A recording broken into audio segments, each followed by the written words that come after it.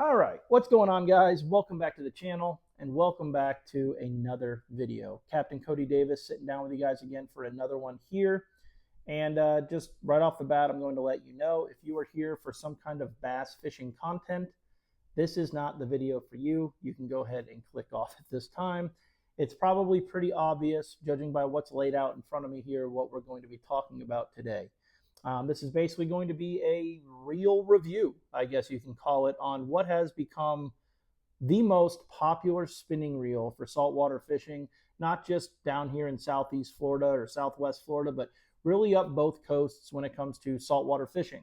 Whether you're fishing from a boat or a land-based spot like a pier or a jetty, a bridge, it seems like everyone and anyone has to have a Van Staal reel. And I've owned a few. I own a few now, and thought I would just do a review on them. And the reason I'm doing this video, is because one of my favorite parts of my job is taking out the youth of the sport, taking the kids out, taking them fishing on Lake Okeechobee. And a lot of my clients, my customer base is, drawn from here in the great state of Florida. So I may have some, family from Arkansas on Monday, but then Tuesday, Wednesday, Thursday, I might have a group from Dania Beach, from Fort Myers, or from Kissimmee, Florida. Either way, what I tell people is no matter where you live in the state of Florida, it's pretty crazy how you can catch a bass of a lifetime, and then 2 hours later, you can be hooked up to a snook, a tarpon, a sailfish, a wahoo, whatever you can think of, just because everything is so available. So chances are, most of the time that I take a young angler out frogging on Lake Okeechobee, there's chances that they've either dabbled in or are, very experienced saltwater fishermen, whether that's from a boat or land. And when I get talking to them about snook fishing or fishing the piers or even just fishing on their boat, we get talking about tackle, terminal tackle, rods, reels, you name it. And I always say one of the keys to catching giant bass on my trips on Lake Okeechobee is to come on the boat and discuss nothing that has to do with bass fishing. It's just talk about saltwater fishing and magic happens. It's a real funny coincidence. But either way, I've been getting a lot of questions, especially this summer that just passed, from a lot of younger anglers asking about Van Staal reels. Like, with all the hype going around snook fishing anymore, snook have kind of become what are the most popular fish in the state. And a big reason for that is they are, they're addicting. Okay, they're big, they're ridiculously strong, they're very smart, and they're just very excessive. You can catch them in fresh or salt water for the most part, all throughout the state on both coasts. And you can fish them at night, during the day. They catch them at live bait, artificial, and it's just a very popular fishery, and it's very trendy on the social media. So I've been getting a lot of younger anglers that are looking to get into it, and one of the first things, like before they even ask about like tide or baits or leader, they ask about this reel. They ask about a Van Staal, and it's because I feel like a lot of the great snook fishermen use them. But I tell them that when it comes down to it, and a lot of reasons, a Van Staal is like one of the worst reels you could use for that application, coming from somebody who uses a Van Staal for that application. You do not need this reel to catch big fish. And then a lot of people, or I'll have parents on the boat that say, yeah, he wants me to get him a Van Staal for Christmas or his birthday, and the thing's $800 something. Is it worth it? I have family members that have gotten these reels as gifts, and I had to deal with, my siblings or their parents on giving them information if the reel is worth it and what have you. So I was just going to go over these reels real quick and just talk about what makes them what they are and some things you might want to know. So here we go. So first and foremost, I have three Van Staals here in front of me, and they're actually two different generations of Staal, if that's how you want to say it. So I have a 100, a VSX 100, a VS 150, and a VSX 200 size reel. Okay, these are arguably probably the three most popular sized reels that they make. They then make a 250, a 275, and a 300. All right, but for most applications that you're going to be using a reel for down here in South Florida, I mean, the 200 is huge. It's equivalent to like an 8,000 size reel. Very big. I don't even remember exactly what the line, I think it's 500 yards of 40-pound braid this thing holds. This is the biggest one I own. I did own a 250 a while ago, but ended up selling it just because it was kind of a little bit too big for what I was using it for, which we'll get into here in just a minute. So again, I have a 100, a 150, and a 200, and they make a couple of different sizes. These two being the VSX line of reel. So the original was this is the VS. Okay, this is the first Van Staal I ever owned.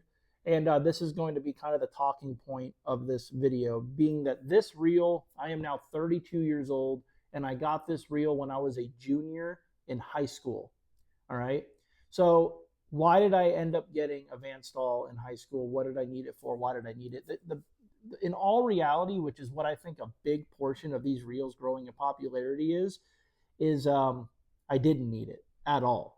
I could have, for what I was doing and what I still continue to do with these reels today, you can get by with a reel that costs a third of the cost of this reel, but it was a status thing, all right, for the most part. Growing up on the pier, there were guys out there with Van Staal reels, which at the time, these were like a $750 reel, which was just out of, when I say out of my realm of possibility, like it was in a different stratosphere of reel. But we always, like me and all my buddies, would just stare at this reel and pick them up. Like even when the guys weren't fishing with them, could we like cast your rod? And it was always like a dream of ours to own a Van Staal reel. Fast forward to that Christmas. I was a junior in high school, and my dad handed me a box wrapped in wrapping paper, and lo and behold, there was a Van Staal in there, and I literally jumped through the ceiling. It's funny, like I'll never forget getting my hands on this thing for the first time. And this reel, again, so here's the deal. This is what I'm talking about. This reel, I don't know how old that is. It's probably like 15 years old. And when I say it's 15 years old, I don't mean it's 15 years old and I break it out once every 3 months and fish it. This thing has been through the ringer. Okay, this reel has caught everything you can think of: tarpon, snook, tarpon, big kingfish, numbers of sailfish, mahi, amberjacks, giant jack crevalles, cobia. I mean, everything. If you can think of it, if it swims in South Florida, this reel has caught it. And predominantly caught it not only just from a boat, but caught it from land-based structures such as big bridges or out on the pier, which is what I originally got it for, where you had to put a lot of pressure on fish. And also if you hook big fish like kingfish and what have you, we're not able to chase them down. So, the drag really got to work out in this thing. And after 15 years of going through hell, I have only serviced this reel one time. And the reason it had to get serviced was because I was commercial kingfishing with a good friend of mine.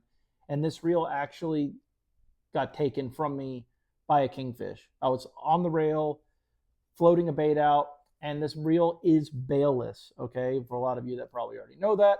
And when the kingfish hit, it was taking line, and the line ended up catching the roller before I was ready, and there went my rod and reel with a 25-pound kingfish on the other end of it.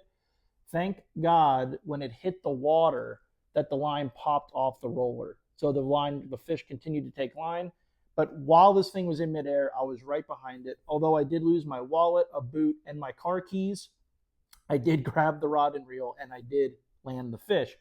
So now I'm floating in the water with this 25-pound kingfish smoking drag off of this reel, which in turn opened up, I guess, a lot of the stuff in the reel. And a day and a half later, there was a lot of corrosion in the reel. I took it over to TNR off of down in Fort Lauderdale, and they serviced the entire thing. And to this day, that was 10 years ago, and this reel still works like it's brand new. All right, so that's one thing I will tell you that you are getting your money's worth out of this reel is, well, I just really messed it up. That's kind of what you're paying for, is the durability.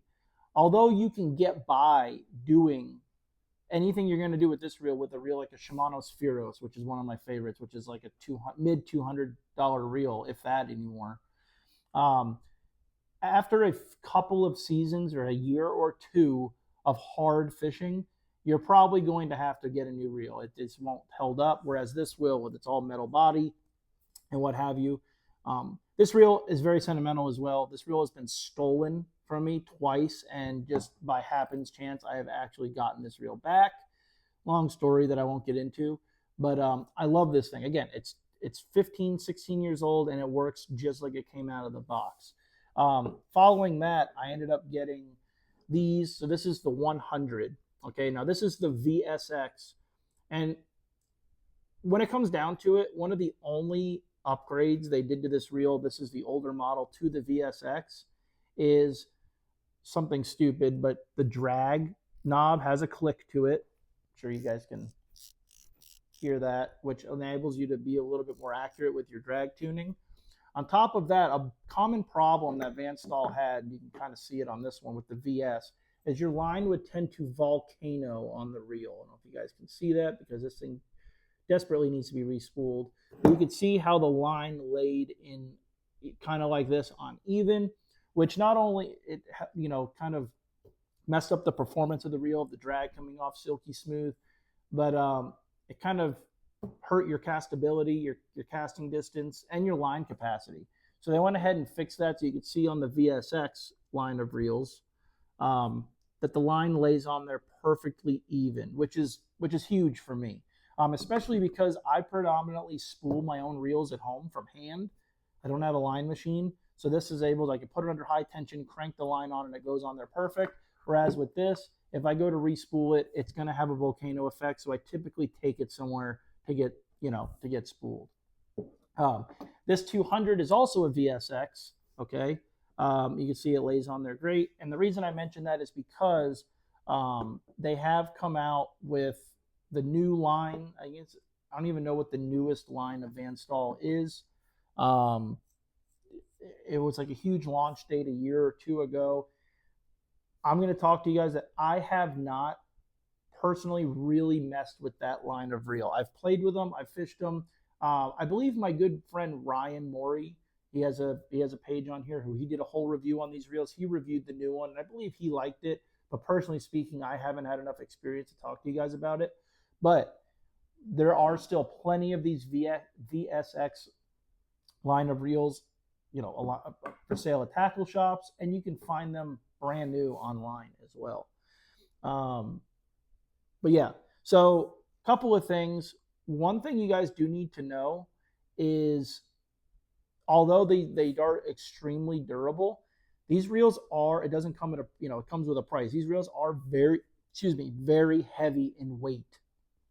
All right, so with all of the rave about having the lightest rod blank you can get, the lightest guides, titanium guides to help with weight, it doesn't help when you put an extremely heavy reel on that blank of that rod. So a lot of people shy away from that, and I'll be the first to tell you, they are heavy, and they can almost be a little bit uncomfortable to fish sometimes.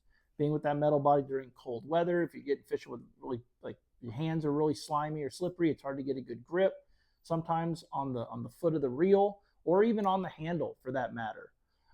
Whereas again, if you have a reel that is at a lower price point, there are a lot of times they're going to be a lot lighter in weight, and then they have a bigger knob handle and what have you that's easier to handle.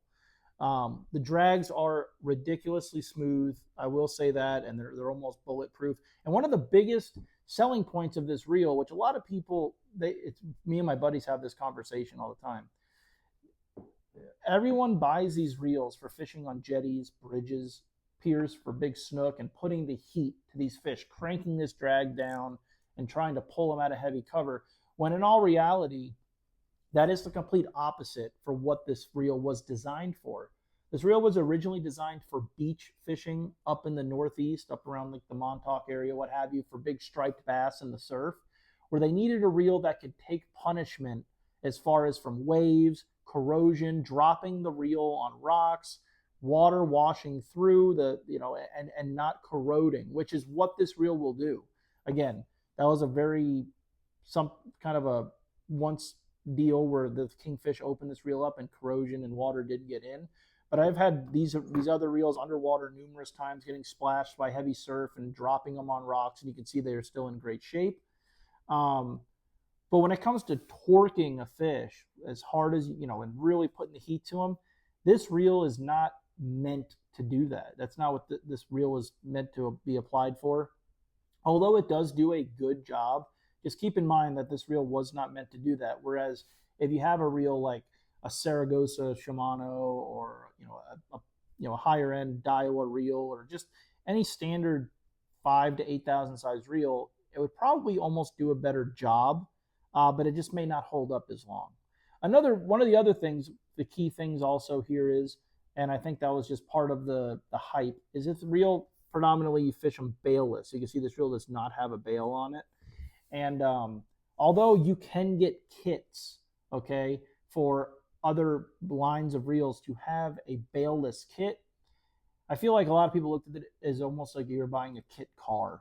It's like, this was the deal. This was the original bailless reel, what have you. This, or, you had a Penn 706, I believe, that a lot of people use as a lower end, but it wasn't as quality of a built reel.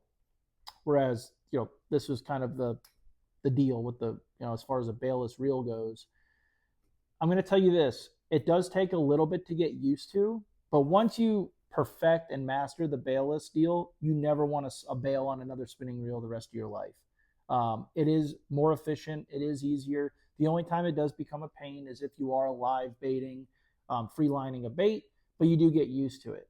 One of the main reasons that it is a great application is, one, it's one less thing to go wrong. But two, if you're casting a heavy plug or a heavy jig into a heavy wind or a heavy surf, you don't run the risk of casting and your bail shutting on your line and then popping your line and losing your lure, your line, what have you. So that has been key when you're target casting, or we call it whip casting, to like a fish like a cobia with a big jig. You can kind of feather the line, stop it, and almost put it on the roller in midair once you get efficient with it, and you're fishing as soon as the bait's in the water, and you can hook up on that fish. But I mean, here's the deal when it gets down to it. That's just kind of talking about the reels. I absolutely love them. Obviously, I own 3 of them now, and I did own more. But I don't saltwater fish as much as I used to.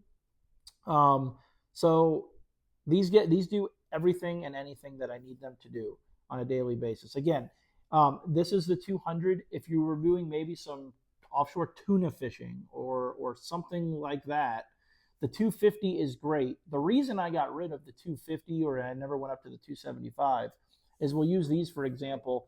For the most part, all right, the 150 and the 100 are the same reel. They have the same body, okay, gear of gears and everything. Okay, you could probably see it there, kind of all right, but they just have a different spool size. Okay, same thing with the 200. The 200 Staal is the same reel, just with a bigger spool, which A, that's going to give you a lot more line capacity, but B, that kind of gives you less torque because it's spooling it onto a bigger reel, a bigger spool, but it is also going to increase your gear ratio as well. Whereas this has a little bit more torque to it, obviously a little bit smaller gear ratio, but that's what I want when I'm trying to pull a snook or a tarpon out from around a bridge or what have you. But it's still, it's plenty quick to be able to reel a diamond jig or a big X-Wrap plug through the water, fishing for kingfish or bonitas or what have you off the pier. But I only run 30-pound braid on this reel. Okay, a lot of people are going to look at me like I'm crazy. Probably the standard is like 50, but listen, if he breaks you off or he gets you into the structure with 30-pound braid, he was going to get you there with 50. Okay, and you're 30-pound braid realistically breaks at like 45 pounds of pressure. So I only run 30-pound braid. So even on my 250, I was running like 30-pound, and I just had so much line on that spool that I was never going to use, and it just added weight to the reel. So I went ahead and got a 200, and this is, if you were going to ask me what is, for fishing on a pier or a bridge or what have you, what's the one size reel I would get? And I would tell everyone every time the 200. I think it's the best built one out there, and it's just bulletproof. 150 was my first, but it's a good right in the middle size. Okay, It's great for, like I said, throwing a plug. I've caught tons of giant snook on this, throwing flare hawk jigs and swim baits and what have you. But it just lacks a little bit of the torque as like the 200 has. But throwing diamond, I use this reel predominantly now for like throwing diamond jigs off the pier, throwing a smaller lipped plug, or free lining like small white baits and what have you. I absolutely love this thing. And one thing I did, again, with it being the same size as the 100, on the 150, just to make up for that little bit of torque, I did add an extension arm on here, which Van Staal offers. They did come out with a power handle, which I love for this size reel. And for the 100, I just left it standard. And this is like my favorite reel I own. I use this thing every single day. You guys have seen this thing in a ton of videos. I had a Senko Stick 7.6, like 10 to 20 rod built for this thing. And it's universal. I bring it to the Keys. I use it for yellowtailing. I throw, small bucktails around at mahi with this reel. I've got 15-pound braid on here right now, and I'm never getting spooled. It holds a ridiculous amount of line. So I couldn't recommend getting a 100 enough. It's just a good all-around reel. This is going to be about like a 5,000, between a 4,000 and 5,000 size reel. So if you're looking for that, I'd suggest the 100. If you're looking for like a 5,000 to 6,000 size reel, the 150, and then the big boy, the 200, 275, 250, whatever you're looking to do. But again, I run 30. You can fish 40 or 50 on here. On this one, I run 20. I believe I have 20-pound braid on here right now. Sometimes I'll up it to 30. And then this one, I usually run 10 or 15-pound braided line. But I think that's about it. I mean, that was just kind of, I don't even know if that was necessarily a review. That was just me talking about the talking points of the reel. But again, if you're looking for a reel that you just want to buy something, this is kind of what happened. Real quick, I'll kind of go back. On the pier, we casted at everything and anything, whether it was 30-pound crevalles, a school of 15-pound bonitas rushing the pier, catching whatever, cobias. Our reels went through the gamut. They were beat. You'd buy a new set of spinning reels every year, right? Whether it was an 4,000, 8,000, whatever, you'd have to almost get a new 4,000 and a new 8,000 every year, just because of the abuse that not only the fish put on the reel, but that us anglers put on our reels as well. And I just wanted to buy one and be done, and that's kind of what I did with this, or my parents did for me. And I'll never get rid of this reel. I mean, I'll get it up close. You guys can see how banged up, torn up, destroyed this thing is. It's sentimental value to this point. This is the reel I use the least anymore. I don't know, just because I mainly just use these two for everything. But this one does have a time and place. I do have this on a nice custom Bushido rod I had built. And like I said, I've thought about just putting it on the shelf, but that's not the kind of person I am. I mean, I use my stuff. And I mean, this thing is, again, I'll never forget walking out on the pier owning this thing. It's like, yeah, like you almost feel cool. And I think, again, that's what I think 90% of the Van Staal hype is about. It's just like looking the part. But if you're just looking to go, buy a reel to go snook fish with or what have you, you don't need this. But it is going to last you, I want to say a lifetime. It might not quite be a lifetime, but it will last you a long time if you take care of them, maintain them, and have a lot of fun with them. But if you guys have any questions on a Van Staal reel, let me know. I've used them for years. Happy to let you guys, answer any questions you guys might have. I know this was totally different from my bass fishing content I typically make, but just been getting a lot of questions on these, so just wanted to talk about it. And appreciate you guys. If you guys have any questions, let me know in the comments, and I will see you guys on the next one. Later.